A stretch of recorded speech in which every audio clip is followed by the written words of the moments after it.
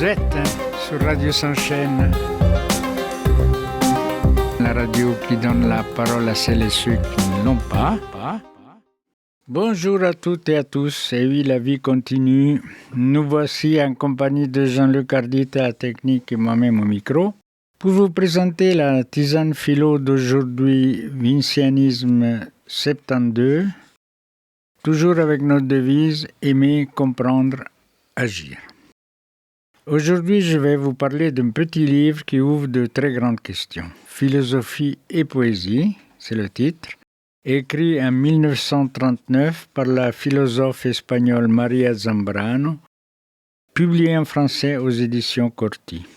Ce texte, rédigé pendant son exil au Mexique, est à la fois une méditation sur deux formes de pensée, la philosophie et la poésie, et une réflexion intime sur ce que signifie penser, écrire et chercher la vérité.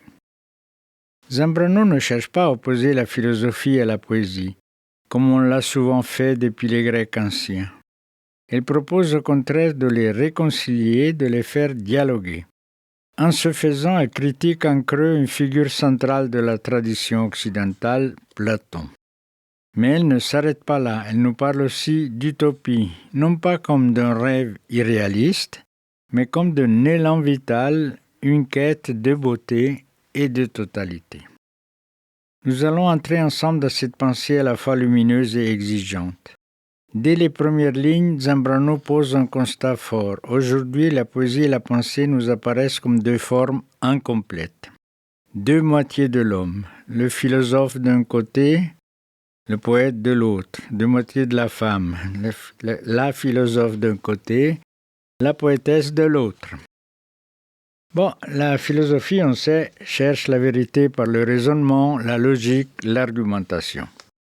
Elle veut comprendre, expliquer, démontrer.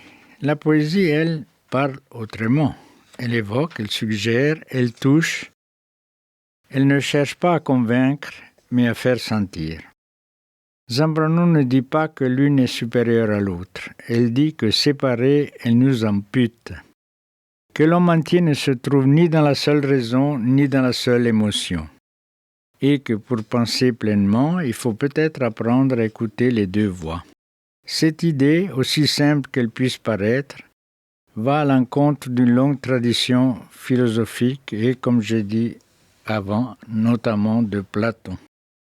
Dans la République, Platon imagine une cité idéale gouvernée par des philosophes, des philosophes rois ou des rois philosophes. Mais pour que cette cité fonctionne, il faut en bannir les poètes. Pourquoi ? Les poètes et les ivrognes.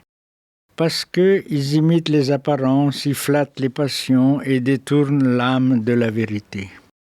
Zambrano ne cite pas Platon directement, mais sa critique est claire. Elle refuse cette exclusion. Pour elle, la poésie n'est pas un danger pour la vérité, elle a une autre manière de l'approcher. Une manière plus intuitive, plus sensible, mais tout aussi profonde. Elle rejoint ici des penseurs comme Nietzsche ou Heidegger qui ont eux aussi réhabilité la poésie comme voie d'accès à l'être. Mais elle va plus loin, elle cherche à inventer une philosophie qui serait elle-même poétique, une pensée qui ne sépare plus le concept et l'image, la raison et l'émotion. Dans le prologue du livre, Zambrano écrit une phrase magnifique « J'entends par utopie la beauté irrésistible et aussi l'épée d'un ange qui nous pousse vers ce que nous savons impossible. » L'utopie pour elle, ce n'est pas un plan pour une société parfaite, c'est une tension, un appel, une quête.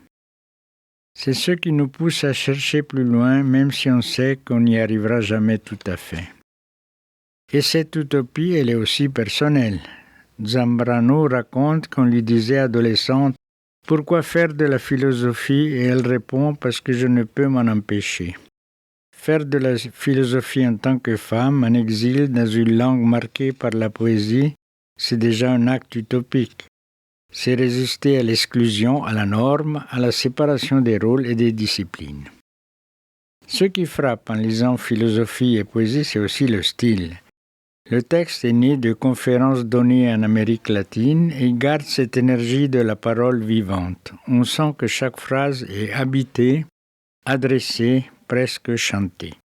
Zambrano ne cherche pas à démontrer mais à faire entendre. Elle mêle concept et images, réflexion et intuition, rigueur et émotion.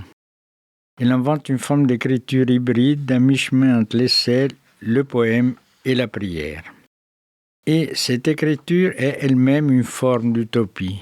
Elle tente de réunir ce que la tradition a séparé. Elle fait dialoguer le philosophe et le poète dans une langue qui pense et qui ressent à la fois. Philosophie et poésie est un texte court, mais il ouvre des horizons immenses. Il nous invite à repenser la manière dont nous pensons, à ne plus opposer la raison et la sensibilité, le concept et l'image, la philosophie et la poésie. En critant Platon sans l'attaquer frontalement, Zambrano nous propose une autre voie, une voie plus douce, plus intérieure, mais tout aussi exigeante. Une voie utopique, au sens le plus noble du terme, une quête de beauté, de totalité, d'humanité. Et peut-être qu'aujourd'hui, dans un monde saturé de discours techniques, de raisonnements froids, cette voie poétique et philosophique est plus nécessaire que jamais. Maria Zambrano a inventé la raison poétique. Merci de votre attention. Jean-Luc et moi, nous vous quittons provisoirement. Vous êtes sur Radio Shalcena, la radio qui donne la parole à celles et ceux qui ne l'ont pas.